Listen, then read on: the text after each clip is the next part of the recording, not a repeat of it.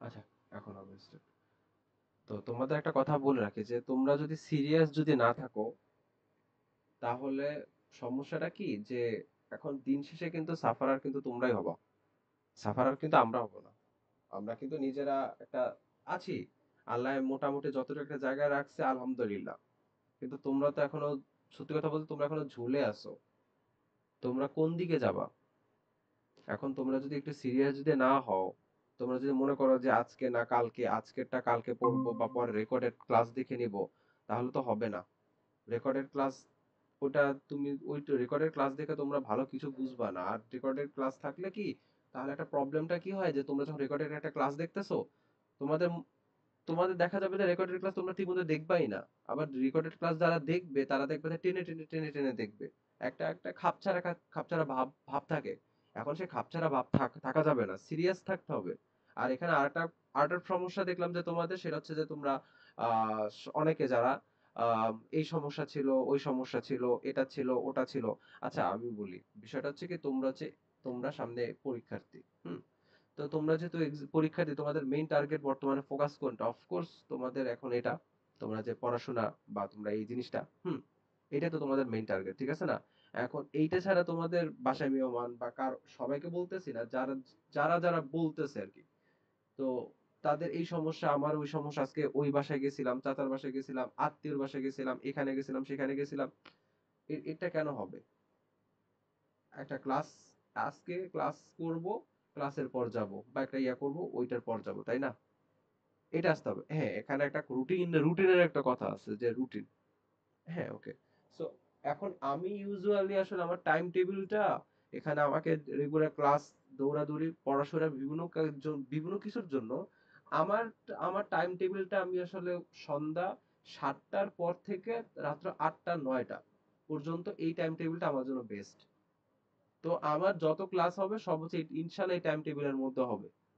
So so এটা এমন কোনো বিষয় না যে তোমরা এই টাইম টেবিলের মধ্যে তোমাদের কোনো কাজ চলে আসবে।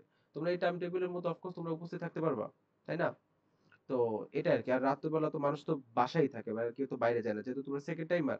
সো তোমরা যে বা সেকেন্ড টাইমের বদলে যদি বলি এডমিশন ক্যান্ডিডেট, সেহেতু তোমরা কিন্তু এখন তোমরা পরীক্ষার সামনে, সো তোমাদের এখন ম্যাক্সিমাম সবার কি একদম মনোযোগ সবসময় থাকবে কি বইয়ের দিকে। মনোযোগ থাকবে সামনে এক্সামটা কেমনে ভালো করা যায়, যাতে আমার লাইফের একটা দিক আমি ক্রিয়েট করতে পারি, তাই না? এখন যদি দিকটা যদি ক্রিয়েট না হয়, এইভাবে খাপছাড়া খাপছাড়া যায়, দিন শেষে দেখবা জিরো।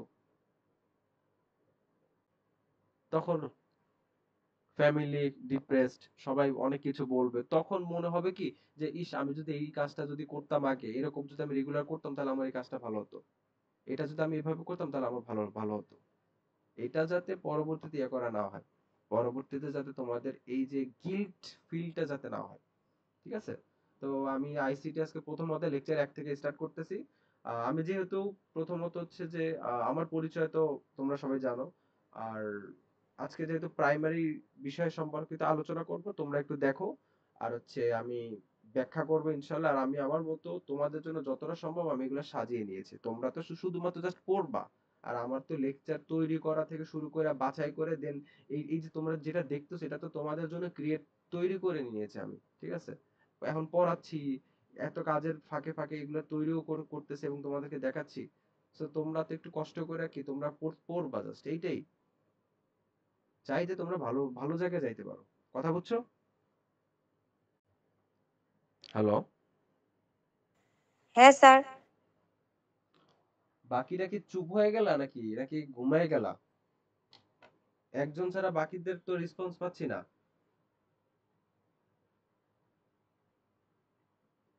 কে আছে? এরকম হইলে কিভাবে মানুষকে ইয়ে করা যায়? শিমু খাতুন, রিয়া কর, আব্দুর রহমান, রুমান, এরা, বাকি দুইজনের তো কোনো সাউন্ডই নেই।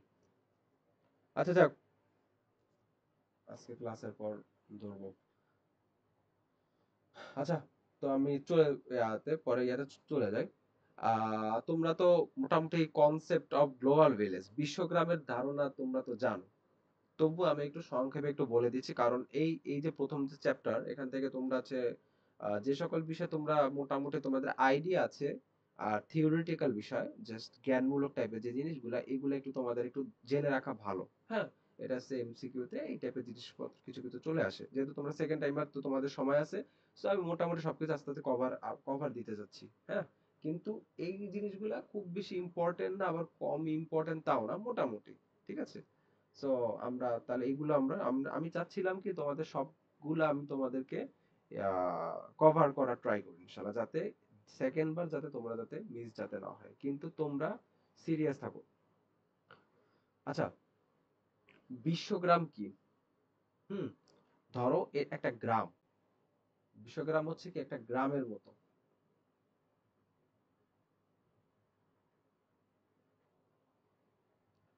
বিশ্বগ্রাম কি? ধরো একটা গ্রাম আছে না? এটা একটা গ্রাম। হ্যাঁ? গ্রামের মধ্যে গাছপালা থাকে, অনেকগুলা একটা আ অনেকগুলা বাসা বাড়ি থাকে। হ্যাঁ? আমি একটু বেসিকস এর উপর খুব বেশি আ গুরুতর দেই। অনেক সময় হয় কি যে অনেকে বলতে পারে যে আ এত কিছু দরকার কি তাড়াতাড়ি করে মূল জিনিসগুলো বললেই হয়। আচ্ছা জিনিসগুলো বললে আমার জন্য ভালো হয়, বাট তোমাদের জন্য ভালো হবে না। দিন শেষে তোমরা নিজেরাই দেখবা যে সমস্যায় পড়বা। আচ্ছা যাক। তো এ এটা তো একটা বাসা। এটা তো একটা বাসা। এই যে এটা একটা বাসা। এই গ্রামের মধ্যে ধরো এই একটা বাসা। তো এই বাসার মধ্যে কেউ যদি অসুস্থ হয়ে পড়ে, ঠিক আছে? তো সহজে কি এই পাশের বাসার লোকজন কি এই বাসায় চলে এসে তাকে দেখতে আসতে পারে না? পারে কিনা বলো?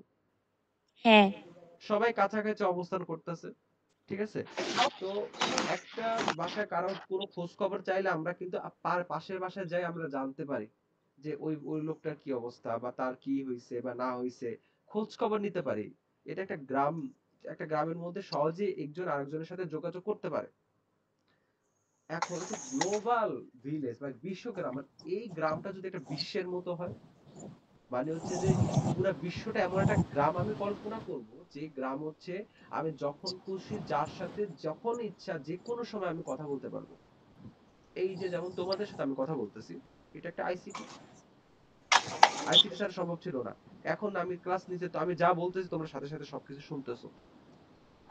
এটা কি পুরো বিশ্বগ্রাম, পুরো বিশ্বকে একটা গ্রামের মধ্যে নিয়ে আসা, যাতে একটা গ্রামের প্রত্যেকটা বাড়িতে যেমন প্রত্যেকটা মেম্বার যেমন একজন আরেকজনের সাথে কথা বলতে পারে, খোঁজ খবর নিতে পারে, যে কোন বিপদ আপদে এগিয়ে আসতে পারে। এটা সারা ওয়ার্ল্ড একটা বিশ্ব একটা গ্রামের মতো থাকবে।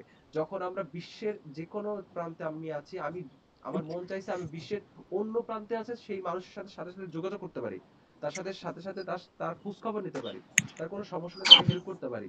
ঠিক আছে? তো এটা একটা প্রযুক্তি নির্ভর বিশ্ব।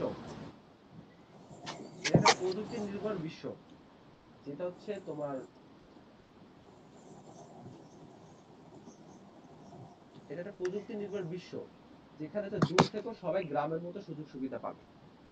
ঠিক আছে? এখন প্রযুক্তির কল্যাণে বিশ্ব ছোট ছোট একটি বৃহৎ গ্রামে পরিণত হয়েছে। কেন পরিণত হয়েছে? আগে তোমার চিঠি বিনিময় ছিল, এক জায়গা থেকে আরেক জায়গায় কোনো খোঁজ পাঠাইতে গেলে অনেক দিন, মাসের পর মাস ওয়েট করা লাগতো, এখন সেটা কিন্তু লাগছে না। ঠিক আছে? এটা কেন হচ্ছে? প্রযুক্তির কল্যাণের জন্য। এখন আমরা অল্পতে একটা মেসেজ পাঠাবো, অপর সাইডে পৃথিবীর যে সাইডে থাকুক না কেন, ১ সেকেন্ডেরও কম সময় সেটা সেখানে চলে যাবে।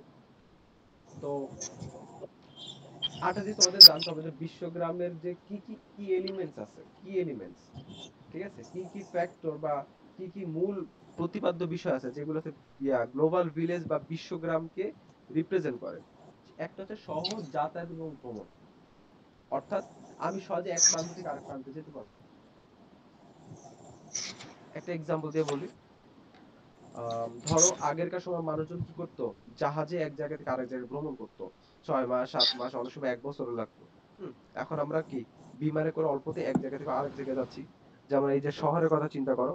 আগে শহরে যেমন ব্রিজ ছিল না, ফেরিতে পারাপার করা লাগতো। অনেক কষ্ট করে পারাপার করা লাগতো। এমন একটা সময় ছিল মানুষজন হেঁটে, হেঁটে এক জায়গা থেকে আরেক জায়গায় যেত। মাইগ্রেশন করতো। কিন্তু এখন জিনিসটা কি চেঞ্জ হইছে। এখন মানুষ চাইলে গাড়ি, তার থেকে আরো দ্রুত যানবাহন, বিমান, ট্রেন, তারপর হচ্ছে তোমার বাস, এবং অনেক সময় অনেকটা দেশে তো বুলেট ট্রেনও আছে। তারা কিন্তু এক জায়গা থেকে আরেক জায়গায় তারা সহজে কিন্তু চলে যাচ্ছে। যেখানে আগে ১ মাস সেখানে লাগে এখন বর্তমানে ১ দিন। ঠিক আছে? তারপর হচ্ছে গণমাধ্যম ও ইলেকট্রনিক যোগাযোগ। এটা তো আমরা সবাই বুঝতে পারছি। এখন আমরা রেডিও, টেলিভিশন, মোবাইল ফোনের কল্যাণে যেকোনো সময় আম একজন আরেকজনের সাথে কথাবার্তা বলতে পারতেছি, কোনো খোঁজ খবর নিতে পারতেছি। পৃথিবীর এক প্রান্তে কোনো একটা নিউজ হচ্ছে, আমরা সাথে সাথে এই ওখানে একটা ঘটনা ঘটছে, পৃথিবীর ধরো তোমার ইসরায়েলে হামলা হয়েছে, সেটা কিন্তু আমরা এখন সব খোঁজ খবর পাচ্ছি। আবার ইসরায়েল আবার ইরানকে হামলা করছে, সাথে সাথে আমরা খোঁজ খবর পাচ্ছি। আমরা কি, আমরা এখানে বসে আমরা কি সেই জিনিসটা আমরা পাচ্ছি, সেই খবরগুলো আমরা পাচ্ছি। এবং আমরা সবাই একটা নির্দিষ্ট কমিউনিটিতে পরিণত হয়েছি। একটা গ্রামের মধ্যে যে সকল লোক বাস করে সেটা একটা কমিউনিটি। সেই কমিউনিটির মধ্যে সবাই যখন ইচ্ছা একে অপরের সাথে যোগাযোগ করতে পারে, কথা বলতে পারে। সো আমরা এখন পুরা বিশ্ব একটা কমিউনিটিতে রূপান্তরিত হয়েছি। ঠিক আছে? একটা কমিউনিটি মানে কি? কোন একটা এলাকায় একটা নির্দিষ্ট সংখ্যক লোক বাস করে। এবং এই কমিউনিটির লোকজন যেকোনো সময় একে অপরের সাথে, যেহেতু তারা কাছাকাছি অবস্থান করে, তো আমরা যেকোনো সময় একে অপরের সাথে যোগাযোগ করতে পারবো, তাদের সাথে কথা বলতে পারবো, তাদের খোঁজ খবর নিতে পারবো। একইভাবে এই আমাদের এখন প্রযুক্তি এতটা উন্নত হয়েছে, আমরা সারা বিশ্বটা একটা নির্দিষ্ট একটা জায়গায়, একটা ছোট একটা মানে মনে হবে আমরা সবাই ছোট একটা জায়গায় চলে আসছি। এই জায়গা থেকে আমরা যখন খুশি যার সাথে যেকোনো সময় দেখা করতে পারবো, খোঁজ খবর নিতে পারবো, তার সাথে ভাবের আদান প্রদান করতে পারবো। ঠিক আছে? যেমন বাংলাদেশে অবস্থানকারী ব্যক্তি অস্ট্রেলিয়ার বসবাসকারী ব্যক্তির সাথে তাৎক্ষণিকভাবে অনলাইনে যোগাযোগ করতে পারে। এখন এই বিশ্বগ্রামের ধারণা কে দিয়েছেন? কানাডিয়ান দার্শনিক ও লেখক মার্শাল ম্যাকলুহান। এটা মাস্ট মনে রাখতে হবে, মার্শাল ম্যাকলুহান। এবং উনি তার বই দ্য গুটেনবার্গ গ্যালাক্সি, এটা হচ্ছে the making of typographic man, এবং 1962 সালে, এবং understanding media the extensions of man, এটা 1964 সালে। এই দুইটা বইতে কিন্তু এই বিশ্বগ্রামের বিষয়টা বা গ্লোবাল ভিলেজের ব্যাপারটা ইনি এটা উল্লেখ করেছেন। ক্লিয়ার? ক্লিয়ার তো? জি স্যার। আচ্ছা, তো আমাদের কি কি এই যে কানাডিক দার্শনিক হারবার্ট মার্শাল ম্যাকলুহান এবং তার দুইটা বই, এই যে গুটেনবার্গ গ্যালাক্সি এবং আন্ডারস্ট্যান্ডিং মিডিয়া, এই দুইটা বইতে তিনি এই গ্লোবাল ভিলেজের কথা বলেছেন। আচ্ছা, তো মার্শাল ম্যাকলুহানের ব্যাখ্যা কি? তিনি তার দ্বিতীয় বই, আগেটা ছিল কি গুটেনবার্গ, দ্বিতীয়টা কি আন্ডারস্ট্যান্ডিং মিডিয়া। হুম, আন্ডারস্ট্যান্ডিং তার যে, মিডিয়া, জি স্যার। হ্যাঁ, দ্বিতীয় যে বই আছে এই যে আন্ডারস্ট্যান্ডিং মিডিয়া, এখানে তিনি ব্যাখ্যা করেন কিভাবে বৈদ্যুতিক প্রযুক্তি এবং তথ্যের দ্রুত প্রবাহ বিশ্বকে একটি গ্রামে রূপান্তরিত করেছে, বিশ্বকে একটা গ্রামের মতো রূপান্তরিত করছে। কিভাবে? তিনি বৈদ্যুতিক এবং হচ্ছে বৈদ্যুতিক প্রযুক্তি এবং তথ্যের দ্রুত প্রবাহ, সহজ ভাষা তোমরা দেখে বুঝতে পারছো। অর্থাৎ আমরা যে টেকনোলজি যা ইউজ করছি সবই তো কারেন্টে চলতেছে না, ইলেকট্রিক, তাই না? তো এই তাদের ইলেকট্রিক যে টেকনোলজি, এটা হচ্ছে তাদের প্রযুক্তি, এবং এর মাধ্যমে আমাদের তথ্যগুলা করতেছে এক পলকের মধ্যে এক প্রান্ত থেকে আরেক প্রান্তে চলে যাচ্ছে। যার ফলে এখন আমরা দূরের মানুষের কাছে ফিল হচ্ছে। একটা মানুষ অনেক দূরে অবস্থান করতেছে, আমরা এখন কল দিলে সে মনে হচ্ছে কি সে আমার পাশে কথা বলতেছে। আমরা এখন তাকে ভিডিও কলে তাকে দেখতে পাচ্ছি। কিছুদিন পর এমন একটা টেকনোলজি সামনে আবিষ্কার হবে, যে টেকনোলজিতে সম্ভবত হচ্ছে তোমাকে ভার্চুয়াল রিয়েলিটি, সেটা অলরেডি ভার্চুয়াল রিয়েলিটি আছে যদিও, ভিআর, এটা সামনে তোমরা দেখবা, এই সামনের স্লাইডে আছে। তো ভার্চুয়াল রিয়েলিটিতে কি হচ্ছে, ভার্চুয়াল রিয়েলিটিতে আমরা যেটা দেখতেছি যে একটা প্রান্তে একটা লোককে আমরা কিন্তু সামনে সামনে দেখতেছি। মনে হচ্ছে মানে সেটা এমন একটা একটা স্পেশাল একটা, মানে আমাদের এমন একটা স্পেস ক্রিয়েট করে দিচ্ছে, সেখানে আমরা যা চাই যেভাবে চাই সেভাবে সেটা দেখতে পাচ্ছি। আমাদের মনে হচ্ছে আমার সামনে সেই লোকটা দাঁড়িয়ে আছে, কিন্তু সে আসলে অনেক দূরে। এটা আমি সামনে আরো সুন্দরভাবে এই ভার্চুয়াল রিয়েলিটি সম্পর্কে জানবা। তোমরা অলরেডি আই থিঙ্ক জানো।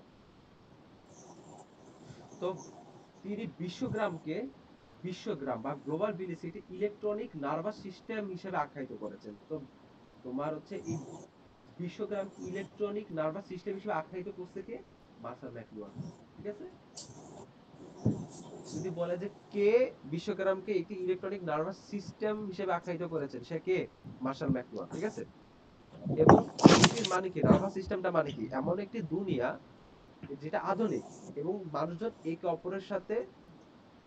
অপরের উপর নির্ভরশীল, এবং তাদের যোগাযোগ এবং যাতায়াত ব্যবস্থা এতটা আধুনিক যে তাদের মনে হবে যে একজন অপরজনের খুব কাছাকাছি। ঠিক আছে? ঢাকা থেকে ধরো তোমার ঢাকা থেকে ধরো চট্টগ্রাম যাইতে তোমার লাগে হচ্ছে 7 থেকে 8 ঘন্টা লাগে বাসে। দূরে আছে ভালো। আর যদি তুমি বিমানে যাও 30 মিনিট, তো অফ করে তাহলে সে আরো বেশি কাছে মনে হবে না? বাস্তবিকভাবে সেটা তো দূরে, কিন্তু প্রযুক্তির কল্যাণে তাদেরকে কি মনে হবে, কাছে মনে হবে। অর্থাৎ টেলি যোগাযোগের মাধ্যমে সংযুক্ত একটি একক সম্পর্ক সম্প্রদায় হিসেবে বিবেচিত বিশ্ব। যেমন ধরো ফেসবুক, ফেসবুক একটা কমিউনিটি, তোমার ফেসবুকের ফ্রেন্ড লিস্টে একটা কমিউনিটি। এখন তোমাদের ফেসবুকের ফ্রেন্ড লিস্টে তোমার এক একজন ফ্রেন্ড এক এক জায়গায় থাকে, কেউ বাইরে থাকে, কেউ দেশের মধ্যে, এক একজন এক এক বাংলাদেশে এক এক কোনায় থাকে, পৃথিবীর এক এক কোনায় থাকে। কিন্তু এটা তথ্য প্রযুক্তির জিনিসটা থেকে আমাদেরকে এতটা ক্লোজ আনছে যে আমরা কোনো একটা ছবি আপলোড করতেছি, পৃথিবীর অন্য একটা প্রান্তে থাকা আমার একটা ফ্রেন্ড সেটা কিন্তু সে দেখে ফেলতেছে, আবার আমি কাউকে মেসেজ দিচ্ছি সে সেটা পাচ্ছে।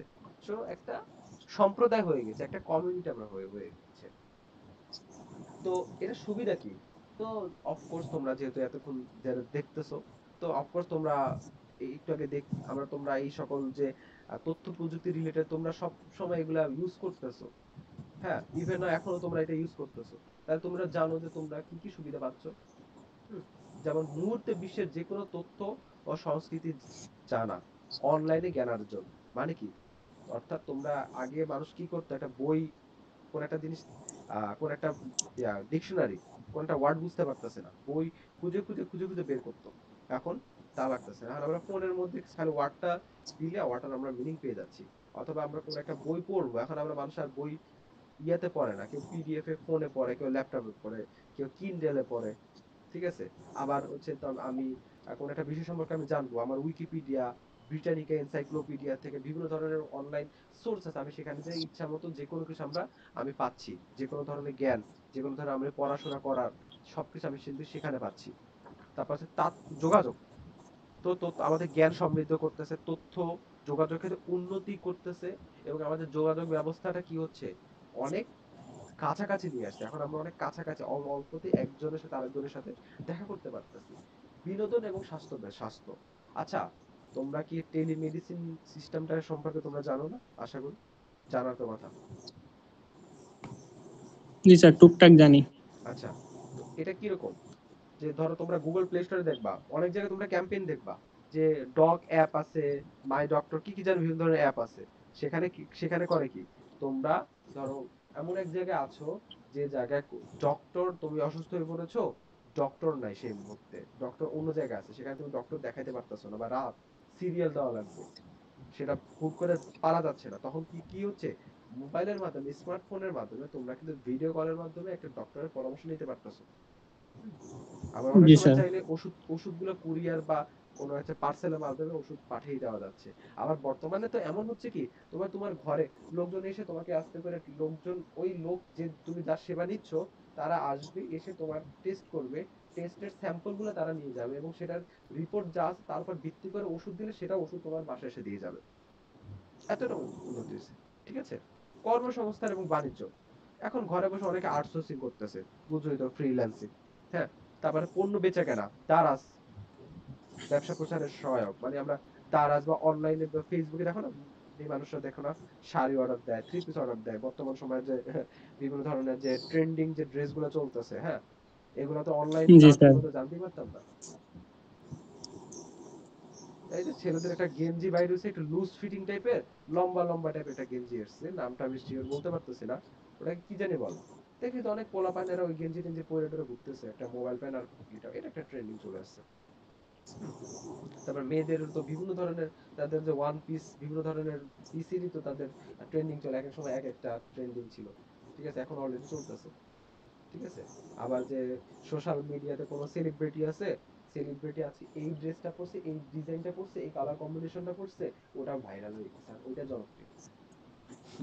তো এগুলা কোথায় পাওয়া যাবে? এগুলা সবাই অনলাইন দিয়ে সার্চ দিবে, তাই না? আমি এলাকায় একটা জিনিস জি পাচ্ছি স্যার। না, আমি অনলাইনে অর্ডার করে দিলাম, আমার বাসায় দিয়ে গেল।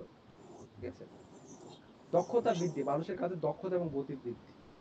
দক্ষতা বৃদ্ধি পাচ্ছে হচ্ছে কিভাবে, আমি কোনো জিনিস একটা শিখতেছি, আগে কোনো একটা জিনিস শিখতে যত কষ্ট করা লাগতো, আমি অনেক সহজে পারতেছি। এখন আমার বইয়ের পর বইয়ের পাইল করা লাগতেছে না, স্তূপ করা লাগতেছে না, আমি জাস্ট আমার একটা ছোট একটা স্মার্টফোনের মাধ্যমে যে কোনো জ্ঞান, যে কোনো কোর্স, যে কোনো কিছু আমি জানতে পারতেছি। হুম, এবং স্যার, সংবাদ এবং চ্যাট জিটিপি। বিজ্ঞাপন, বিশেষ যে কোনো খবর তাৎক্ষণিকভাবে জানা, এবং ওই ওয়েব পেজে যখন আমরা কোনো খবর পড়বো, সেখানটা বিভিন্ন ধরনের বিজ্ঞাপন থাকে, সেই বিজ্ঞাপনগুলো ওখানে দিচ্ছে, এর ফলে কি ব্যবসা প্রচার হচ্ছে। ঠিক আছে? এখন হচ্ছে এটা ইম্পর্টেন্ট, তিনটা উপাদান দ্বারা হচ্ছে তোমার হচ্ছে বিশ্বগ্রাম প্রতিষ্ঠিত হয়েছে। তিনটা উপাদান, একটা হচ্ছে হার্ডওয়্যার, একটা সফটওয়্যার, একটা হচ্ছে ইন্টারনেট সংযুক্ততা। হার্ডওয়্যার কি, ধরো আমি এখন বিশ্বগ্রাম বা গ্লোবাল ভিলেজ আমি কানেক্ট হবো, তুমি একটা বাসার মধ্যে আছো, ঠিক আছে, তোমার কাছে কোনো স্মার্ট কোনো ডিভাইস নাই, তুমি জাস্ট একলা আছো, তুমি কি বিশ্বগ্রাম বা গ্লোবাল ভিলেজের সাথে তুমি কানেক্টেড হতে পারবে? না স্যার। পারবা না। কিভাবে পারবা? ধরো তুমি ওখানে বসে আছো, ঠিক আছে, এখন তোমার হাতে একটা ফোন দিয়ে দিলাম। ফোন কি, হার্ডওয়্যার, ঠিক আছে। স্মার্টফোন লাগবে। স্মার্টফোন লাগবে, কম্পিউটার হতে পারে, রেডিও হতে পারে, জি স্যার। টেলিভিশন হতে পারে। যাক ধরলাম, একটা এক্সাম্পল দিলাম, স্মার্টফোন তোমার হাতে দিলাম, কিন্তু স্মার্টফোন চলতেছে না, কারণ স্মার্টফোনের মধ্যে কোনো সফটওয়্যার নাই। লাভ হবে? না স্যার, এখন নেট লাগবে। এরপর আসে ফোন আসছে, এরপর আসবে হচ্ছে সফটওয়্যার, অর্থাৎ তুমি যে সফটওয়্যার ইউজ করে তুমি কানেক্ট হইতে পারো, যেমন তোমার ডায়ালার অ্যাপ থাকে, ফেসবুক মেসেঞ্জার হোয়াটসঅ্যাপ থাকে, তুমি একটা মাধ্যম একটা সফটওয়্যার তো লাগবে, যে সফটওয়্যার ইউজ করে কারোর সাথে কানেক্ট হইতে পারে। তোমার ফোনে কোনো সফটওয়্যার নাই, তুমি কিভাবে তুমি কানেক্টেড হবো, তাই না? হুম, একটা সফটওয়্যার লাগবে, এটা অপারেটিং সিস্টেম হতে পারে, প্রোগ্রামিং ভাষা বলতে পারে, প্রোগ্রাম গুলা যে সকল অ্যাপ্লিকেশন আমরা রান করি সফটওয়্যার, সেগুলোতে প্রোগ্রামিং ভাষা, ঠিক আছে। তো ধরো হোয়াটসঅ্যাপ, তোমার এখানে হোয়াটসঅ্যাপ, এখন আমি ফোনে তোমার হোয়াটসঅ্যাপ দিয়ে দিলাম, ঠিক আছে, তার মানে তোমার প্রথম হার্ডওয়্যারও আসছে, সফটওয়্যারও আসছে, হ্যাঁ, কিন্তু তোমার নেট নাই, তো তুমি সফটওয়্যারে তুমি হোয়াটসঅ্যাপে তুমি কল দিতে পারবা? না স্যার, নেট তো হবে না। কি লাগবে? কানেক্টিভিটি বা ইন্টারনেট লাগবে। এই তিনটা যখন ইন্টারনেট, জি থাকবে, স্যার। তখন তুমি পৃথিবীর যে কোনো কারোর সাথে তুমি যোগাযোগ করতে পারো, ঠিক আছে। তখন তুমি গ্লোবাল ভিলেজের মধ্যে একটা অন্তর্ভুক্ত হয়ে যাবে, ঠিক আছে। বুঝতে পারছো? জি স্যার। এই তিনটা জিনিস মনে রাখবা।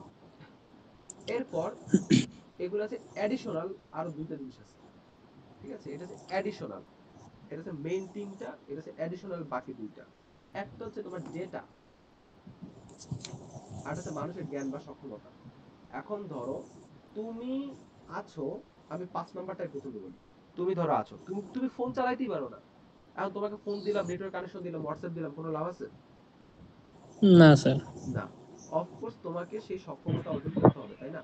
এবং আর একটা বিষয় হচ্ছে যে ডেটা, ইন্টারনেট কানেকশন মানে কি, কারণ ইন্টারনেট কানেকশন আছে, কিন্তু তোমার ফোনে ডেটা নাই, এমবি নাই, লাভ আছে? না স্যার, ডেটা না থাকলে চলবে না। এবং এটা শুধু ওই ডেটা না, এছাড়াও তোমার তথ্য সমূহ, যেমন তোমার তুমি যে হোয়াটসঅ্যাপে যে ঢুকবা, তোমার যে ফেসবুকে যে লগ ইন করবা, সেখানে তোমার তথ্য দিতে হবে না, তথ্য দিন, এগুলো সহ, এবং ফোনে যে তোমার ইন্টারনেট ডেটা, সব মিলিয়েছে ডেটা এবং মানুষের জ্ঞান এবং সক্ষমতা, ঠিক আছে। অরিজিনাল তিনটা, অথবা হচ্ছে মোট হচ্ছে অ্যাডিশনাল আরো দুইটা, এবং সবকিছু মিলে পাঁচটা হয়, আর প্রাইমারি তিনটা। আচ্ছা, তো এখন আমরা একটু ব্রডলি জিনিসটা চিন্তা করি। হুম, এতক্ষণ আমি পড়লাম যে প্রতিষ্ঠার উপাদান সমূহ কিসের উপর বেসিস করে প্রতিষ্ঠিত হয়েছে, যে এগুলো হচ্ছে তোমার পিলার হিসেবে কাজ করছে। হ্যাঁ, এটা যদি একটা বিল্ডিং, এটা ধরো একটা বিল্ডিং, বিল্ডিং এর মধ্যে এখন আমরা পিলার গুলা জানছি, এগুলো হচ্ছে বিল্ডিং এর পিলারের উপরে বিল্ডিংটা দাঁড়াইছে। বিল্ডিংটা যদি হয় গ্লোবাল ভিলেজ, তাহলে এখন আমরা এই পিলার গুলা দেখলাম, এখন আমরা এই প্রত্যেকটা ফ্লোর দেখব, ঠিক আছে। এখন এতক্ষণ দেখলাম যে কি কি তোমার প্রয়োজন হবে বিশ্বগ্রামের সাথে উপাদান, অথবা বিশ্বগ্রামের সাথে যুক্ত হওয়ার জন্য। এখন হচ্ছে বিশ্বগ্রাম থেকে তুমি কি কি করতে পারবা, কি কি তোমার উপাদান, মানে এখান থেকে তোমার কি কি তুমি বেনিফিট পাবা। বেনিফিট বলার থেকে বলতে পারবো যে তুমি এখানে কি কি কাজে তুমি এগুলো ইউজ করতে পারবা, এটা বলা যায়। যোগাযোগের ক্ষেত্রে, বুঝছো, কর্মসংস্থান, হ্যাঁ, শিক্ষা, বর্তমানে এই যে তোমাকে যে শিক্ষা দিচ্ছে অনলাইনে, এটাও কিন্তু গ্লোবাল ভিলেজের আন্ডারে। আমি আছি ঢাকায়, তোমরা হচ্ছে একজন একই জায়গায় আছো, কিন্তু সবাই ক্লাস করতেছো, এক্সাম্পল, এটা এক্সাম্পল। চিকিৎসা, বললাম। গবেষণা, অফকোর্স বর্তমান সময়ে যে গবেষণা হচ্ছে সেগুলো মেইনলি হচ্ছে তোমার অনলাইনে বিভিন্ন ধরনের তোমার ইনফরমেশন তোমাদেরকে ঘাটাঘাটি করতে হয়, এটা কিভাবে হয়েছে, কি হয়েছে। আবার গবেষণার জন্য তোমার বিভিন্ন সায়েন্টিস্টদের সাথে যোগাযোগ করতে হয়, প্রফেসরদের সাথে যোগাযোগ করতে হয়, তাদের একসাথে কথা বলতে হয়, এই বিষয়গুলো আর কি। আবার অফিস, অফকোর্স অফিসে তোমাদের প্রয়োজন হচ্ছে, যারা অফিসে ঢুকতেছে তাদের স্যালারি কত, প্রতি মাসে কত কি স্যালারি দিবে, এটা একটা রেকর্ড থাকা, অটোমেটিকলি স্যালারি স্যালারি ঢুকে যাচ্ছে। তারপর তোমার তারা কতদিন আসছে, কতদিন অনুপস্থিত ছিল, সেগুলো মানে সবকিছু কিন্তু এখানেও কিন্তু বিশ্বকাপ আইসিটি। আবার অনেকে আবার অফিস করে আবার বাসায় বসে, ওই কি বলে কি work from G home sir, করে, ঠিক আছে। Work from home, G sir. WAFH, হ্যাঁ। তারপর হচ্ছে তোমার হচ্ছে বাসস্থান। বাসস্থানের ক্ষেত্রে কি রকম, তোমরা ধরো ফেসবুকের মধ্যে বা কোন বিভিন্ন জায়গায় বসে তোমরা এক জায়গায় কোন কোন জায়গায় রুম খালি আছে, কোন জায়গায় বাসা খালি আছে, এগুলো তুমি সহজে জানতে পারতেছো। ব্যবসায় বাণিজ্যের ক্ষেত্রে দারাজ বা অনলাইনে বিভিন্ন অনলাইনের ব্যবসার ক্ষেত্রে তোমরা জানতে পারতেছো, ঠিক আছে। দেন দেন হচ্ছে তোমাদের সংবাদ। সংবাদ তোমরা দেখতেছো বিভিন্ন মিডিয়াতে, তোমরা সংবাদ দেখতে পাচ্ছ, জানতে পারছো ফেসবুকে ঢুকলে একটু আগে কি হয়েছে, কে কোন প্রেসিডেন্ট বা ডোনাল্ড ট্রাম্প বলো বা ভ্লাদিমির পুতিন বলো, কারা ইরানকে সমর্থন করছে, দেশে কি অবস্থা, সবকিছু জানতে পারতেছো। বিনোদন, সামাজিক যোগাযোগ, সামাজিক তোমরা যোগাযোগ করতে পারো, ফেসবুকে যোগাযোগ করতেছো। বিনোদন তোমরা কি ভিডিও দেখতেছো, রিলস দেখতেছো, মুভিজ দেখতেছো। সাংস্কৃতিক বিনিময়, সাংস্কৃতিক বিনিময়টা কি, তোমাদের যে সাংস্কৃতিক বিনিময়টা হচ্ছে তোমরা একজন আরেকজনের সাথে তোমরা কালচার সম্পর্কে শিখতেছো। আচ্ছা, সংস্কৃতি বলতে গেলে যে পৃথিবীর অন্য দেশের সাথে এই দেশ সেটা না, এক এক জেলার এক এক ধরনের সংস্কৃতি আছে। তো সেই সম্পর্কে আমরা কিন্তু জানতে পারতেছি, আমরা ওদিকে না যাই, মানুষের সাথে পরিচিতের মাধ্যমে। এখন আসে ভার্চুয়াল রিয়েলিটি কি। ভার্চুয়াল রিয়েলিটি হলো এমন একটা বিজ্ঞান নির্ভর কল্পনা যা বাস্তব না হলেও বাস্তবের অনুভূতি জায়গায়। যেমন একটা এক্সাম্পল বলি, স্বপ্ন। হুম, আমরা স্বপ্ন দেখি না, জি স্যার। তো স্বপ্ন জি স্যার। কিন্তু বাস্তবিক কিন্তু হচ্ছে না, কিন্তু আমরা মনে হচ্ছে আমরা ওই জায়গায় অবস্থান করতেছি, ওই জায়গায় আমরা দেখতেছি। আমরা যখন ঘুমাই, আমরা ধরো তুমি কেউ একজন আমি ধরো স্বপ্ন দেখতেছি যে আমি এখানে, আমি শুয়ে পড়লাম, আমি ঘুমালাম, ঘুমের মধ্যে আমি স্বপ্ন দেখতেছি দেখতেছি আমি হচ্ছে সাগর পাড়ে হাঁটতেছি, বাতাস আসছে, আমি কিন্তু এটা ফিল করতেছি, এটা তখন আমার কাছে মনে হচ্ছে কি এটা রিয়েল। কিন্তু এখন এটা তো আমার কন্ট্রোল নাই, কেউ স্বপ্ন দেখতেছে, কেউ দেখতেছে না। এখন আমি যদি চাই যে না আমি কি কি দেখবো, আমি এখানে টেকনোলজি যদি ঢুকিয়ে দিই, তখন কি হবে, টেকনোলজি যদি এটার সাথে ইমপ্ল্যান্ট করি, মার্জ করি, তাহলে কি হবে, এটাই হচ্ছে ভার্চুয়াল রিয়েলিটি। অর্থাৎ আমি এখন স্বপ্নটাকে আমি বাস্তবে মানে স্বপ্নটাকে আমি বাস্তবে সেই স্বপ্নটা দেখবো। একজন মানুষ জেগে থেকে সে স্বপ্ন দেখবে কিভাবে, তাকে একটা ডিভাইস পরে দেওয়া হবে এবং সে তাকে কম্পিউটারের মাধ্যমে সিমুলেশনের মাধ্যমে তাকে যেটা দেখানোর উচিত সেটাই সে দেখাবে, এবং সেটা তার কাছে বাস্তব মনে হবে। মনে হবে সে জেগে থেকে সে আসলে স্বপ্ন দেখতেছে। এবং এই স্বপ্নটা পুরাটা হচ্ছে কি টেকনোলজি নির্ভর বা প্রযুক্তি নির্ভর, এটা কম্পিউটারের মাধ্যমে ওটা জেনারেটেড করা হয়েছে এবং সেটা আমরা দেখতেছি। কৃত্রিম শোনা, স্পর্শ করার মানে মিথস্ক্রিয়া করতে পারে, আমরা ধরতে পারবো, ছুঁইতে পারবো, ঠিক আছে। এর ফলে এমন সব অসম্ভব কাজকে তারা সম্ভব করে তোলে, যেমন চাঁদে হাঁটা বা গভীর সমুদ্রে ঘুরে আসা, যেখানে ব্যবহারকারীর head mounted display, data glove, body suit পরে কম্পিউটার নিয়ন্ত্রিত পরিবেশে বাস্তবতার দৃশ্য এবং ও অনুভূতি তারা উপভোগ করতে পারেন। যেমন এটা, এটা সম্পর্কে আমরা সবাই আছি, মোটামুটি জানি। হুম, জি স্যার। ঠিক আছে। এখানে একটা লোক দেখতেছো, সে একটা গ্লাস পরে আছে, এই গ্লাসের মধ্যে এটার মধ্যে একটা ডিসপ্লে আছে, ডিসপ্লেটা এমন ভাবে তৈরি করা হয়েছে যে যখন এটা একটা কম্পিউটারের সাথে কিন্তু কানেক্টেড করা আছে, সো এটা এমন ভাবে করা আছে তুমি যেদিকে ঘুরবা ডিসপ্লের ইয়াটা ও সেভাবে ওদিকে ঘুরবে, মানে একটা জগৎ চারদিকে একটা ক্রিয়েট করছে, তুমি যেদিকে তাকাবা সেটা সেদিকে মুভ মুভ করবে, ভিতরে ডিসপ্লের সিনারিটা। তো তুমি পুরো বাস্তবে একটা অভিজ্ঞতা পাবা। আর ওটা এমন ভাবে ডিসপ্লে গুলো সেট করা আছে, তোমার চোখে যখন তুমি দেখবা না, তখন তুমি মনে হবে যে তোমার চোখের বাস্তবে তুমি এটা সামনে দেখতেছো। ওকে, এখন প্রাত্যহিক জীবনে ভার্চুয়াল রিয়েলিটির প্রভাব, influence of virtual reality in everyday life. আমাদের দৈনন্দিন জীবনে ভার্চুয়াল রিয়েলিটি আমরা কিভাবে আমরা প্রয়োগ করতে পারি। একটা হচ্ছে যে শিশুদের আকর্ষণীয় শিক্ষাদান। আকর্ষণীয় শিক্ষাদান তো বুঝতে পারছো, অর্থাৎ শিশুরা তারা যখন তারা পড়াশোনা করবে তখন কি হবে, তখন তারা হচ্ছে ভার্চুয়াল রিয়েলিটির মাধ্যমে যদি এভাবে যদি তাদেরকে যদি পড়ানো হয়, কোন একটা ধরো কোষ, বায়োলজির কোন একটা পার্ট দেখবে বা ফিজিক্সের কোনো কিছু একটা দেখবে, তখন একটা ভার্চুয়াল রিয়েলিটিতে থাকবে, তখন এটা পড়লে তখন তাদের কাছে মনে হবে তাদের চোখের সামনে এই জিনিসগুলো ভাসতেছে। হ্যাঁ, ধরো গাছের কোন জি একটা স্যার। পার্ট জানবে, পত্রের গঠন জানবে, পত্র রন্ধ্র কিভাবে কাজ করে, ভার্চুয়াল রিয়েলিটি থাকলে তারা ওটাকে ধরে ধরে সেভাবে তারা ওভাবে তারা দেখতে পারবে, ঠিক আছে? ডাক্তারের ডাক্তারদের উন্নত সার্জিক্যাল প্রশিক্ষণ, ঠিক আছে, এটা হচ্ছে সামনে ইমেজে দেখতে পাবা। ড্রাইভিং এর নিয়ম কানুন সহজে আয়ত্ত করা যায়। যারা ড্রাইভিং শিখতেছে তাদেরকে রোডে না নামে রুমে বসে তাদের ভিআর সেট পরাই দিল, তারা যেভাবে চালাবে গাড়িটা সেভাবে যাবে, মানে কম্পিউটার জেনারেটেড তোমাদের এমন একটা এনভায়রনমেন্ট থাকবে যেখানে তুমি রাস্তায় থাকবে, গাড়ি চালাচ্ছ সবকিছু, কিন্তু ওটা কিন্তু computer related, computer generated. So তুমি শিখতেছো, কিন্তু তাতে তোমার যখন বাস্তবে যখন তুমি গাড়ি চালাবা তখন কিন্তু কোনো ধরনের ক্ষতি হবে না। তুমি যখন অ্যাক্সিডেন্ট করলো ওখানে কোনো প্রবলেম হবে না, কারণ তুমি কম্পিউটার জেনারেটেড একটা জগতের মধ্যে আছো। হয়তো কম্পিউটার সিমুলেশনের মাধ্যমে বাস্তবসম্মত অভিজ্ঞতা প্রদান, একটু আগে বললাম যেটা, শেখার প্রক্রিয়া কার্যকর এবং নিরাপদ হয়। বললাম তো যে যারা ড্রাইভিং শিখতেছে, যারা প্লেন চালানো শিখতেছে, এটা যদি কম্পিউটার সিমুলেটেড হয়, এটা যদি কম্পিউটার নিয়ন্ত্রিত কক্ষের মধ্যে হয়, তাহলে তারা মনে হচ্ছে তারা কিন্তু আসলে বিমান চালাচ্ছে, কিন্তু উল্টাপাল্টা ভুল হলে কি হবে, তাদের কোনো বড় কোনো দুর্ঘটনা ঘটবে না, কারণ তারা সিমুলেশনের মধ্যে আছে, কম্পিউটার জেনারেটেড সিমুলেশনের মধ্যে তারা এটা করতেছে। বিমানের ক্ষেত্রে দখল বিদ্যুতের সহায়ক ফ্লাইট সিমুলেশনের মাধ্যমে স্বল্প খরচে বিমান চালকদের প্রশিক্ষণ, বিরূপ পরিবেশে যুদ্ধের কৌশল ও অত্যাধুনিক যুদ্ধাস্ত্রের ব্যবহার শেখানো হয়।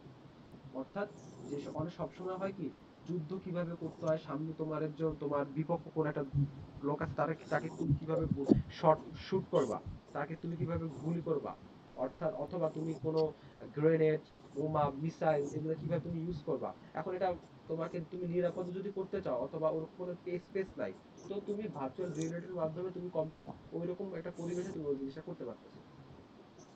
ভার্চুয়াল ট্যুর, তুমি ভার্চুয়াল ভাবে এক জায়গা থেকে আরেক জায়গায় দেখতে পারতেছো, পণ্য প্রদর্শন, প্রোটোটাইপিং, টেস্টিং, নভোচারীদের ঝুঁকিপূর্ণ অভিযানের প্রস্তুতি প্রশিক্ষণ, মানে স্পেসে না যায় পৃথিবীর মধ্যে বসে তারা চিন্তা করতে তারা চাঁদের মধ্যে কিভাবে হাঁটবে, কিভাবে কি করবে, হ্যাঁ। তারপর কিছু কিছু গেমস আছে যেটা ভার্চুয়াল রিয়েলিটি, মানে সেখানে তুমি গেমস তুমি যেমন আমরা যখন গেমস খেলি না, আমরা মাউস আর কম্পিউটার নিয়ে খেলি, আর ভার্চুয়াল রিয়েলিটিতে কি হবে, সেটা আরো বেশি রিয়েল লাগবে। তখন তুমি দেখতেছো কি, তুমি যখন গেমসটা খেলতেছো তোমার চারিদিকে সবকিছু হচ্ছে, তখন তুমি সেভাবে খেলতেছো, তুমি আরো বেশি মজা পাচ্ছ। হুম। এবং জি। ত্রিমাত্রিক ভার্চুয়াল রিয়েলিটি, ত্রিমাত্রিক মানে হচ্ছে 3D, 3D ভার্চুয়াল রিয়েলিটি ব্যবহার করে নগর পরিকল্পনা এবং যাতায়াত ব্যবস্থার রূপরেখা প্রণয়ন করা যায়। যেমন ধরো সরকারের বিভিন্ন ধরনের তোমার যেমন মেট্রো রেল তৈরি করছে, সেতু তৈরি করছে, কোন জায়গায় কিভাবে রাস্তা যাবে সেগুলো যেমন তৈরি করতেছে, ঠিক আছে? এটা এটা এখন আমরা যে ভার্চুয়াল রিয়েলিটির মাধ্যমে যদি এটা যদি ইন্টার মানে আহ, এটার সাথে যদি মার্জ করে দিই, তখন কি হবে, আমরা ভার্চুয়াল রিয়েলিটিতে আমরা দেখতে পাবো যে আচ্ছা এখানে একটা রাস্তা গেছে, রাস্তার কিভাবে গেলে এই রাস্তাটা এভাবে বানাইছি, এর ফলে কোনো সমস্যা হচ্ছে কিনা, গাড়ি ঠিক মতো চলাচল করতে পারতেছি কিনা, এটা কম্পিউটার নিয়ন্ত্রিত মাধ্যমে। তো আমরা সবকিছু টেস্ট করে দেন আমরা রাস্তাটা বা কোনো একটা কনস্ট্রাকশন কিছু একটা বা অন্য কোনো একটা পরিকল্পনা সেটা আমরা বাস্তবায়ন করতে পারি, এর ফলে কি খরচ কমে যাবে। এই যেমন এখানে দেখো তিনটা মানুষ বসে আছে, হ্যাঁ, এখানে তারা তুমি দেখো এখানে তারা বিভিন্ন বিষয় নিয়ে একটা প্রশিক্ষণ তাদের দিচ্ছে। যেমন ধরো তাদেরকে বলতে পারো যে তারা কোন একটা ইঞ্জিনিয়ারিং কোন একটা বিষয় বা কোন একটা তোমার ক্লাস করতে পারে, হ্যাঁ, অথবা তারা ধরো কোন একটা কাজ, কোন একটা সফটওয়্যারের কাজ কিভাবে হচ্ছে, কোন একটা রোবট কিভাবে বানানো হচ্ছে, হ্যাঁ, জিনিসগুলো তারা বসে বসে তারা এটা দেখতে পারতেছে, অথবা তারা কোনো কিছু টেস্ট করতে পারতেছে, অথবা তারা বিনোদন কোনো মুভি দেখতে পারতেছে, যে কোনো কিছু হতে পারে, ঠিক আছে? আরেকটা বিষয় হচ্ছে চিকিৎসা ক্ষেত্রে, এই যে একটু আগে বললাম চিকিৎসা ক্ষেত্রে, দেখো এই ধরো রুগীর হার্ট, এখন এটা বাস্তবে কিন্তু হার্ট নাই, তো তারা ওই রুগীর হার্টে কি প্রবলেম এটা কম্পিউটার মাধ্যমে তো প্রথমে এমআরআই বা সিটি স্ক্যান, এক্স রে এর মাধ্যমে এই ডাটা তো নেওয়া হয়েছে। এখন কম্পিউটারের মাধ্যমে যদি আমরা যদি ইয়া করি যে হার্টের ওই পার্টের সমস্যা হয়েছে, এবং ওটা কম্পিউটার মাধ্যমে এরকম ত্রিমাত্রিক বা 3D একটা হার্ট তৈরি করা, এবং ওটা ডাক্তারদের ভার্চুয়াল রিয়েলিটির সাথে কানেক্ট করে দেওয়া, যার ফলে ডাক্তাররা দেখতে পারতেছে যে এই হার্টটা কিভাবে কাজ করতেছে, কোন জায়গায় সমস্যা আছে, তারা সেটা মানে একদম মনে হচ্ছে থার্ড তাদের সামনে, রুগীকে কোনো ধরনের সমস্যা না করে তারা নিজেরা ওই জিনিসটা দেখতে পারতেছে যে হার্ট আমার সামনে, আমি কোন জায়গা দিয়ে কিভাবে চিকিৎসা করলে এটা আমার ঠিক হবে। আবার শিশুরা, তারা দেখো আহ, একটু হোল্ড করো, আমাকে একটু একটু হোল্ড করো।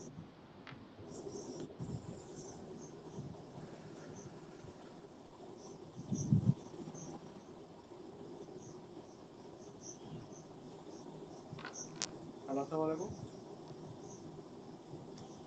হ্যালো, এই তো বাস রুমে আছি। রুমে রুমে সাথে কেউ আছে? আমার একটু টাইম লাগবে বুঝছো, আমি একটু আসতেছি, হ্যাঁ। না বেশি দেরি হবে না, 10 মিনিট, 8-10 মিনিট। ঠিক আছে।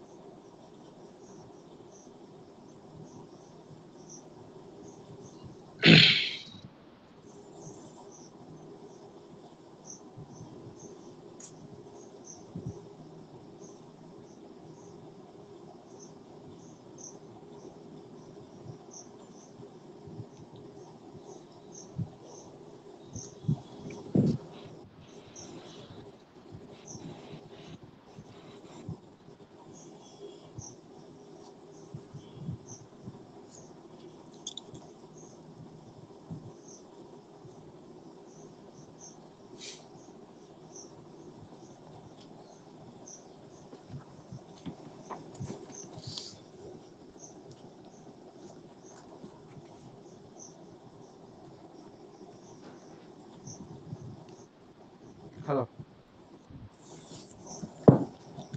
শোনা যাচ্ছে?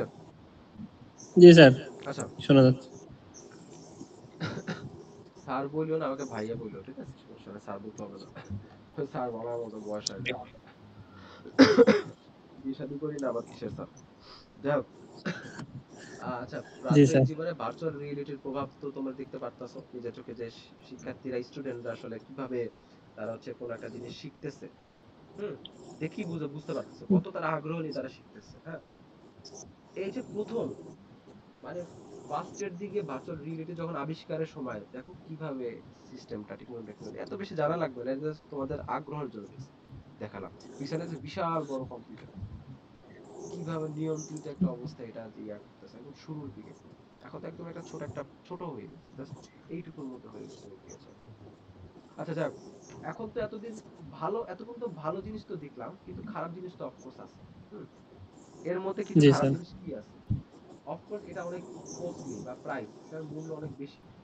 তোমার ভার্চুয়াল রিয়েলিটি একটা ভালো একটা, যেমন অ্যাপলের যে ভার্চুয়াল রিয়েলিটি যে আছে, সেটা এটার দাম অনেক, প্রায় মনে হয় 2000 না 1000+ ডলার, ঠিক আছে।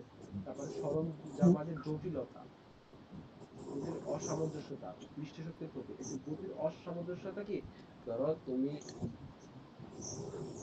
এই ভাবো, তুমি তুমি এই ভিআর করে রাখছো, হ্যাঁ, এটা হচ্ছে ভিআর, হ্যাঁ। এখন তুমি তুমি এখন এখন তুমি যদি ডানের দিকে তাকাও, এইখানে সেন্সর আছে, সে বুঝবে তুমি ডানের দিকে, তো ডিসপ্লেটা সে ডানের দিকে মুভ করবে। তুমি বামে তাকাও, ঠিক আছে, সে সেভাবে বামে মুভ করবে, ঠিক আছে। কিন্তু অনেক সময় হয় কি, কোনো একটা কারণে বশত সবসময় এটা সিনক্রোনাইজ হয় না। ধরো তুমি বামে তাকাইছো, সাথে সাথে সেন্সর বুঝতে একটু টাইম লাগে, তখন সে সাথে সাথে বামের দিকে যেতে পারে না, একটু ডিলে হয়। এর ফলে কিন্তু অনেক ধরনের ঝামেলা হয়। সরঞ্জামার যে জটিলতা, মানে কি, এই যে ভিআর সেট যেটা আছে, ভিআর, এই যে ভিআর যেটা আমরা পরি, গগলস টাইপের, হ্যাঁ। এই যে ভিআর যেটা, এই ভিআর হচ্ছে তোমার প্রচুর, এদের এদের হচ্ছে তোমার যন্ত্রপাতি খুবই কমপ্লেক্স। তো এগুলা নির্মাণ অনেক কমপ্লেক্স। তো এটা আসলে তোমার একটু কোনো একটা ঝামেলা হলে এটা কিন্তু ঠিক করতে অনেক ঝামেলা হয়, ঠিক করা যায় না সহজে। তো তুমি সারাদিন ভিআরে বা ভিআর এর মধ্যে তুমি যদি চোখ দিয়ে রাখো, ভিআর বক্সের মধ্যে, অফকোর্স তোমার কি দৃষ্টিশক্তির ক্ষতি হবে। দৃষ্টিশক্তির ক্ষতি। আবার তুমি যেহেতু এটা যেহেতু আবার তার সাথে হেডফোন আছে, হেডফোন সাথে কানের মধ্যে রাখতে হবে, কারণ তুমি ওই পুরো জগৎটাকে তুমি ফিল করতে চাও। অফকোর্স তুমি তো কানের মধ্যে তো সেই সাউন্ড গুলো তোমাকে পেতে হবে। সো তখন কি হবে, শ্রবণ শক্তির ক্ষতি হবে। এবং তখন তুমি বাস্তব জগতের থেকে তুমি কল্পনার জগতে বেশি বিচরণ করতে যাবা, কারণ বাস্তবিক লাইফ আসলে কেউ পছন্দ না। সবাই নিজের কল্পনার মধ্যে থাকতে চায়, যেহেতু এখন সবাই যদি কল্পনার মধ্যে যদি থাকতে পারতেছে যখন খুশি তখন, হ্যাঁ, তখন কি হচ্ছে, তখন সুবিধাটা হচ্ছে কি, সবাই বাস্তবতা থেকে বিচ্ছিন্ন হয়ে যাচ্ছে। তারা সারাদিন কল্পনার মধ্যে থাকতে পারতেছে। যেমন দেখো, এই যে একজন, এই মানুষটা কিন্তু সারাদিন ভিআর এর মধ্যে থাকতে থাকতে একটা রুমের একটা কোণের মধ্যে পড়ে আছে, সে বাহ্যিক জগৎ থেকে সে টোটালি কি হয়ে গেছে, বিচ্ছিন্ন হয়ে গেছে। সে ওই কোণার মধ্যে আছে, ওখানে পড়ে আছে, তার পাশে কি হলো না হলো কিছু না, সে একলা হয়ে যাচ্ছে। আবার দীর্ঘক্ষণ ভিআর সেট ইউজ করতে করতে তোমার মাথায় পেইন হবে, মাথা ব্যথা হচ্ছে, হ্যাঁ, এগুলো হচ্ছে জি নেতিবাচক স্যার। দিক।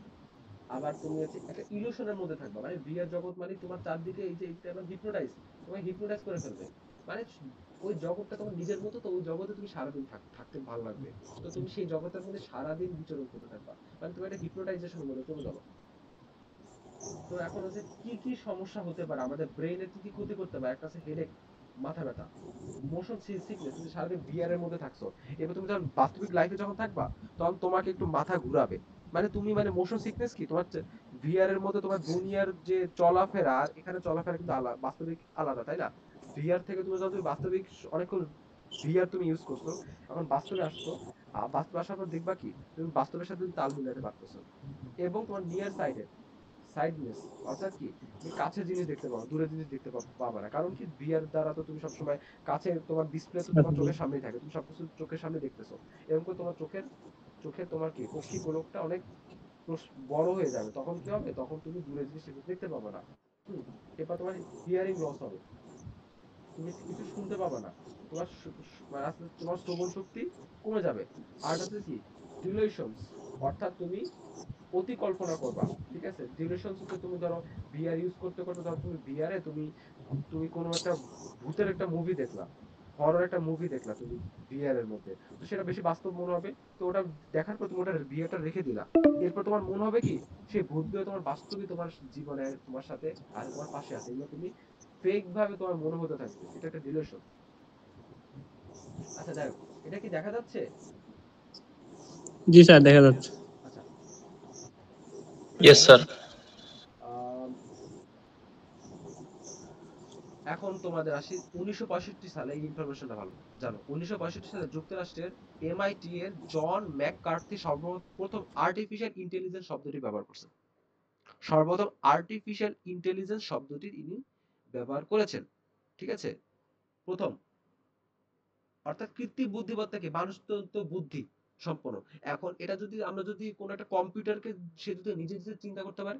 আমরা এতদিন জানতাম কি মানুষরাই নিজে নিজে চিন্তা করতে পারে নিজেরা ডিসিশন নিতে পারে, কিন্তু কম্পিউটারকে তোমাকে তোমাকে বলে দিতে হয় যে এই কাজ করো, সেভাবে সে করবে, নিজে নিজে চিন্তা করতে পারে না। কিন্তু এখন যদি কম্পিউটার সেটা যদি পারে, এই টেকনোলজিটা হচ্ছে কৃত্রিম বুদ্ধিমত্তা বা আর্টিফিশিয়াল ইন্টেলিজেন্স। ঠিক আছে, কম্পিউটারের মানুষের মতো চিন্তা, সিদ্ধান্ত গ্রহণ, সমস্যা সমাধান এবং পরিকল্পনা বা প্রণয়নের ক্ষমতা অর্জন। কি কি বৈশিষ্ট্য? চিন্তা এবং কারণ অনুধাবন করতে পারে, সমস্যা সমাধানের সেই কারণটা ব্যবহার করতে পারে, সে অভিজ্ঞতা থেকে শিক্ষা নিতে পারে। অর্থাৎ তুমি তার সাথে কথা বলতেছো, তুমি চ্যাট জিপিটি সবাই ইউজ করছি। একটা জিনিস খেয়াল করো, তুমি একটা চ্যাট জিপিটিতে তুমি দীর্ঘদিন সময় একটা জিনিস তুমি তার সাথে কথা বলতে বলতে বলতে এক সময় দেখবা কি তোমাকে সে বুঝে ফেলছে তুমি কোন টাইপের। দেখো তুমি জেমিনাই ইউজ করো, চ্যাট জিপিটি ইউজ করো, দেখবা সেম। অর্থাৎ সে তোমার কথার প্যাটার্ন থেকে সে তোমাকে চিনে ফেলতেছে, তুমি কিভাবে কি সে, তখন সে সেভাবে সে রেসপন্স করতেছে। জ্ঞান অর্জন জানো, কল্পনা শক্তি প্রদর্শন জানো, জটিল পরিস্থিতি মোকাবিলা বুঝতে পারছো, নতুন পরিস্থিতি দ্রুত সাড়া প্রদান বুঝতে পারছো, উপাদানগুলো সম্পর্কে শনাক্তকরণ, অস্পষ্ট অসম্পূর্ণ তথ্য মোকাবিলা। অস্পষ্ট মানে কি, ধরো তুমি কোন একটা জিনিস দেখলা, এটা তোমার মনে হচ্ছে যে তোমার, এটা তোমার হচ্ছে ইয়া না, ভ্যালিড না, এটা ভুল আছে, তুমি তুমি চ্যাট জিপিটি কে তুমি দেখলা যে আচ্ছা এটা কি ভুল কিনা, ভুলের সঠিক কিনা, সে তোমাকে বলে দিল। হুম। তারপর উপাদান, তুমি কিছু একটা জিনিস দেখলে, এটাকে তুমি চিনো না, তুমি একটা এআই কে বা চ্যাট জিপিটি কে তুমি বলা এই জিনিসটা কি, সে তোমাকে কি হবে বলে দিবে। নতুন পরিস্থিতি দ্রুত সাড়া প্রদান, তুমি একটা জায়গা আছে, সেই জায়গাটা ছবি তুলে তোমার চ্যাট জিপিটি কে বা এআই কে তুমি যদি বলো, সেটা সে ওটা ব্যাখ্যা করে দিবে। ঠিক আছে, প্রয়োগ কি কি আছে রোবটে, আর্টিফিশিয়াল আছে, প্রোলগ আছে, সিসি প্লাস আছে, ইত্যাদি প্রোগ্রামিং ভাষার মাধ্যমে এর ব্যবহার করা হয়, এগুলা ইউজ করা হয়। ঠিক আছে, কৃত্রিম বুদ্ধিমত্তা, এই ইমেজটা দেখো, ব্রেইন, বাট এটা একটা কৃত্রিম, এটা একটা চিপের মতো, দেখছো, এটা একটা আর্টিফিশিয়াল। আচ্ছা, এটা একটু বড় করি।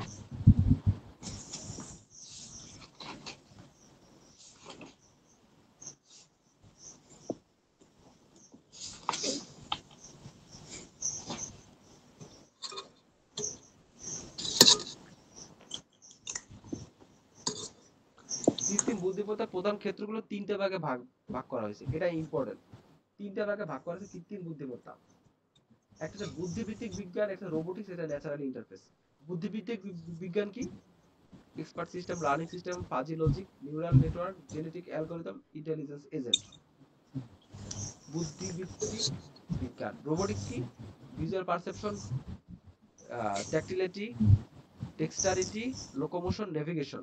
Natural interface, natural language, speech recognition, multisensory interface, virtual reality. অর্থাৎ বুদ্ধিভিত্তিক বিজ্ঞান, যেটা হচ্ছে তোমার হচ্ছে কৃত্রিম বুদ্ধিমত্তার 3টা ভাগে ভাগ করা হয়েছে। সেটা হচ্ছে তোমার কি বুদ্ধিভিত্তিক, রোবোটিক্স এবং ন্যাচারাল ইন্টারফেস। বুদ্ধিভিত্তিক বিজ্ঞান আসলে কি বোঝানো হচ্ছে?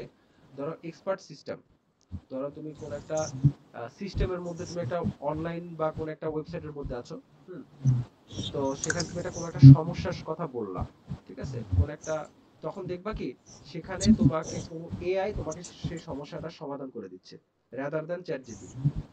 এটা একটা হতে পারে। নিউরাল নেটওয়ার্ক মানে কি বলো তো? নিউরাল নেটওয়ার্ক মানে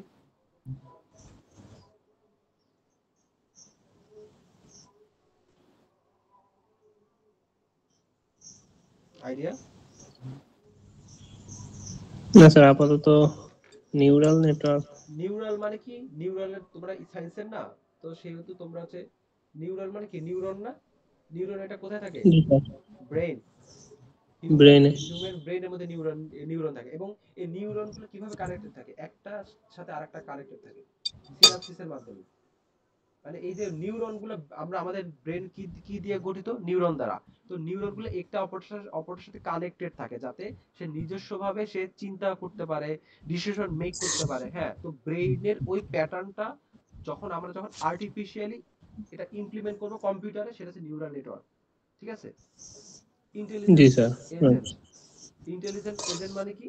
ধরো তোমার একটা গোয়েন্দা বা কোনো কিছু, যেমন তুমি ধরো যেমন দেখো, দারাজে তোমার হেল্পলাইন আছে, দারাজে হেল্পলাইনে তুমি কোনো কাস্টমার সার্ভিস অফিসারের সাথে তুমি কথা বলবা, সে কোন একটা এজেন্ট, তার সাথে তুমি তুমি কথা বলতে দেখবে। এখন অনেক জায়গায় কিন্তু কাস্টমার এজেন্টের জায়গায় ওখানে থাকে এআই, থাকে এআই কে তুমি বললে সে কিন্তু সে তোমাকে সবকিছু সমাধান করে দিচ্ছে, একটা কিছু একটা করে দিচ্ছে, তাই ঠিক আছে? এই রোবোটিক্স, রোবোটিক্সের মধ্যে কি কি আছে?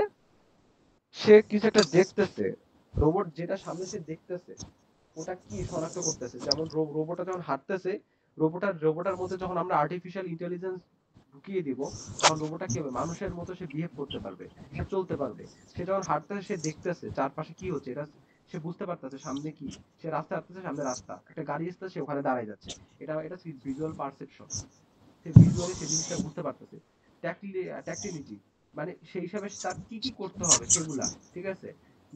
ডেক্সটারিটি, লোকোমোশন, নেভিগেশন, অর্থাৎ তোমার হচ্ছে সে কিভাবে চলাফেরা করবে, কোন দিকে যাবে, কি করবে, এই জিনিসগুলো বোঝানো হচ্ছে, ঠিক আছে?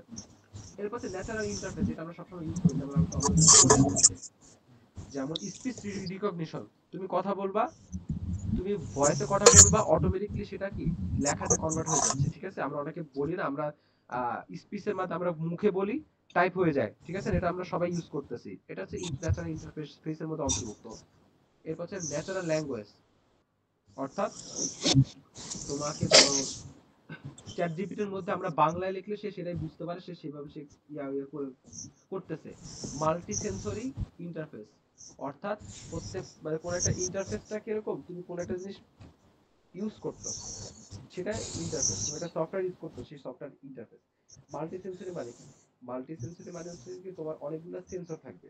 যেমন ধরো তোমার তোমাকে এক্সাম্পল হিসেবে কেমনে বলা যায়, ধরো তোমার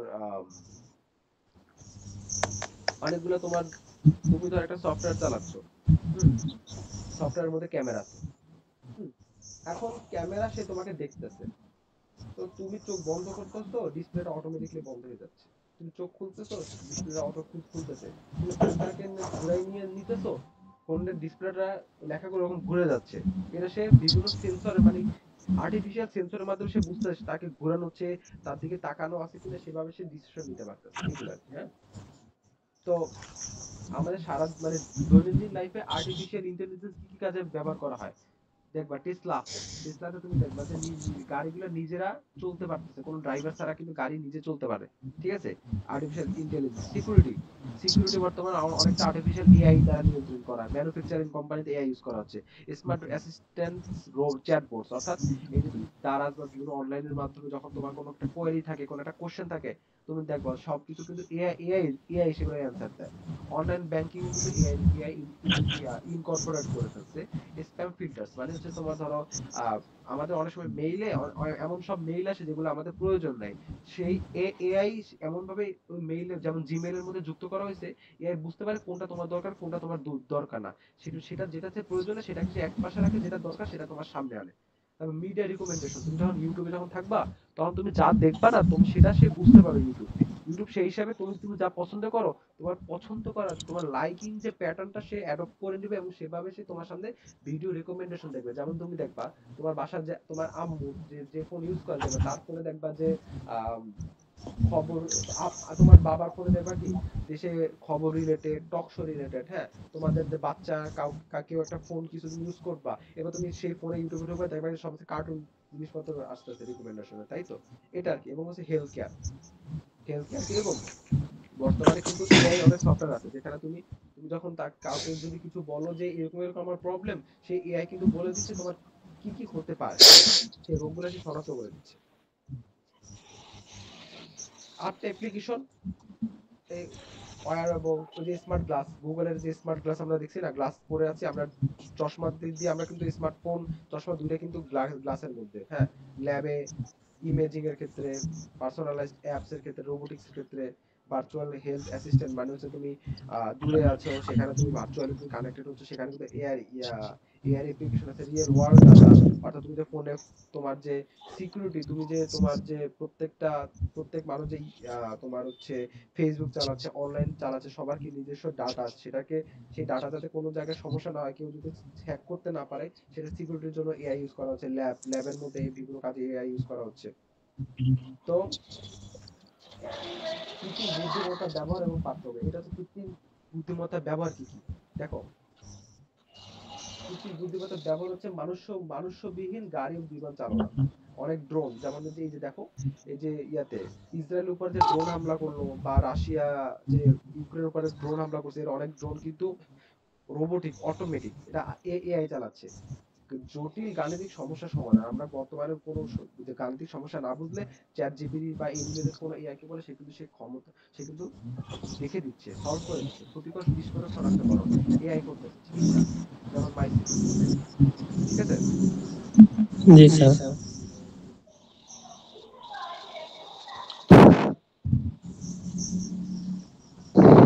তো এখানে মাইসিন কি,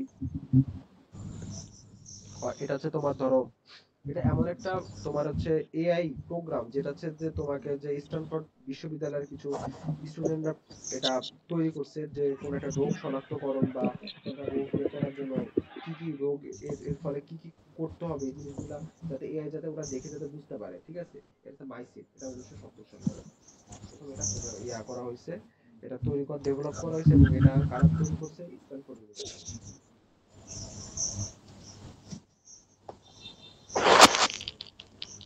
ইউনিভার্সিটি স্টুডেন্ট, ঠিক আছে? কাস্টমার সার্ভিস প্রদান, যেমন আমরা দ্বারা যুক্ত এক্সাম দিছিলাম। বিনোদন এবং গেমিং, বিনোদন এবং জরিমানার সমাধান, স্বয়ংক্রিয় তথ্য সংস্থা, এত কিছু লাগবে না তোমাদের। এই যে চারটা অপশনের মধ্যে পড়ে, ঠিক আছে? এটা কৃত্রিম সার্ভিস, তোমরা একটু বুঝো, জানো। হ্যাঁ, পরিকল্পনা, শিডিউল তৈরি, বিভাজন প্রস্তুতি সংগ্রহ, পরিসংখ্যান খুঁজে বের করা।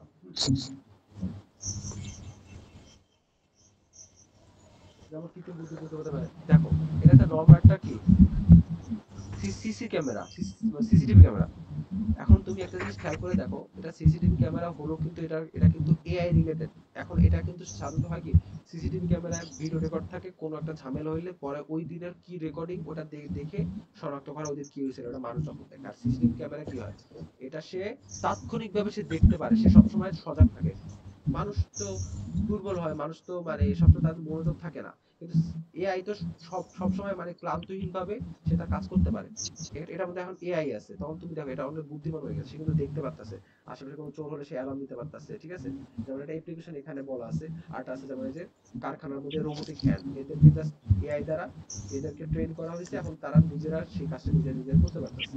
এই যে যেমন কোন একটা, ধরো তোমার এই এই দেখো, এটা এটা তো একটা সিসিটিভি ক্যামেরা। হ্যাঁ, ধরো কোন একটা জায়গায় সে এই ছবিটা ক্যাপচার করতেছে, সে বুঝতে পারতেছে যে এটা একটা অবজেক্ট। অবজেক্ট বুঝছো, এটা একটা বস্তু, মানে প্রাণী কোনটা আর বস্তু কোনটা। এটা একটা অবজেক্ট, এটা একটা বস্তু, এটা একটা বস্তু, দেখছো বস্তু, এটা একটা প্রাণী, পার্সন, পার্সন, এটা যে আইডেন্টিফাই করতে পারতেছে। অর্থাৎ আইডেন্টিফাই যে করতে পারতেছে, এটা হচ্ছে এআই একটা সুফল। এবং ধরো যে যে ট্রাফিক সিগন্যালের ক্ষেত্রে যে এখন অনেক জায়গায় অন্যান্য উন্নত দেশে কিন্তু মানে এআই ইনকর্পোরেট করা হয়েছে। অর্থাৎ এখানে সিসি ক্যামেরা বসায় দিয়েছে, নিজেরা সিসি ক্যামেরা দেখতেছে যে গাড়ি কোন গতিতে যাচ্ছে, কোন গাড়ি কেমন, মানুষজন তারা আলাদাভাবে আইডেন্টিফাই করতে পারতেছে এখানে মানুষজন, এগুলা গাড়ি তারা দেখতে পাচ্ছে, কোনটা ট্রাক, কোনটা অ্যাম্বুলেন্স, কোনটা বাইক, হ্যাঁ, কোনটা হচ্ছে তোমার কার, কোনটা ছোট গাড়ি, কোনটা বড় গাড়ি, কোনটা ট্যাক্সি, এটা কিন্তু তারা আইডেন্টিফাই করতে পারতেছে। এর ফলে কি হচ্ছে, কোন গাড়ি কোন দিকে যাচ্ছে এটা কিন্তু তারা সেই ইনফরমেশন গুলো কালেক্ট করতেছে। কোনো গাড়ি ধরো গতি কোনো বাড়াই দিছে বা কোনো জায়গায় অ্যাক্সিডেন্ট হচ্ছে, সাথে সাথে সে কিন্তু ইনফরমেশন পাঠিয়ে দিতে পারতেছে। এখন আমরা শেষের দিকে আসছি, মানব বুদ্ধিমত্তা ও কৃত্রিম বুদ্ধিমত্তার পার্থক্য। এটা ইম্পর্টেন্ট।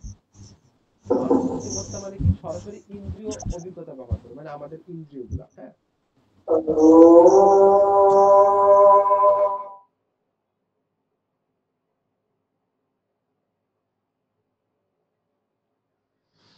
অর্থাৎ এটা শেষ স্লাইড তো, ইন্দ্রিয় অভিজ্ঞতা সরাসরি ব্যবহারের সুযোগ কম, সৃষ্টিশীল নয়।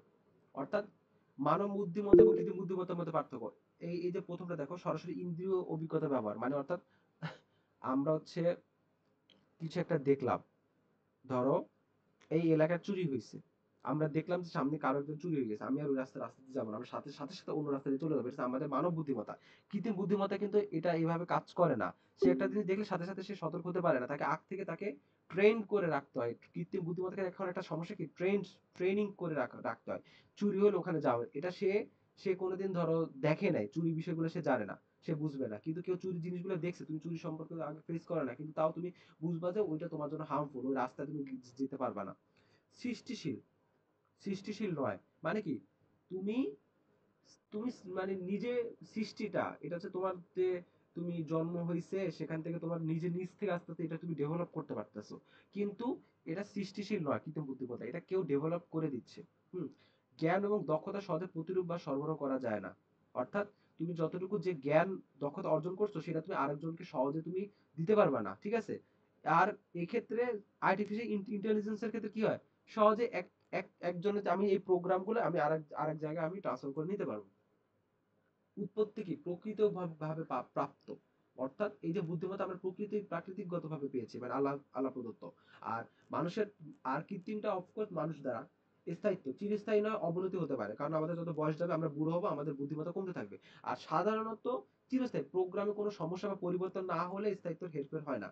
আর মানুষের হচ্ছে ক্রমশ বিকশিত হতে পারে, আর এখানে কি স্বাভাবিক বিকাশের সুযোগ নেই যদি না এটাকে ডেভেলপ করা হয়। কেউ যখন এটাকে, আমরা যখন যত বড় হবো, যত তুমি বই পড়বা, যত তুমি কাজ করবা, তুমি তত বেশি কি জানবা, তত তোমার বুদ্ধিমত্তা বাড়তে থাকবে। কিন্তু কৃত্রিম বুদ্ধিমত্তাকে এটা তা না, এটা তাকে নতুন করে তাকে ডেভেলপ করতে হয়, তাকে নতুন নতুন ভাবে তাকে প্রোগ্রামিং করতে হয়, নতুন নতুন তাকে অনেক কিছু শিখাতে হয়, আস্তে আস্তে সেভাবে সে ডেভেলপ করে।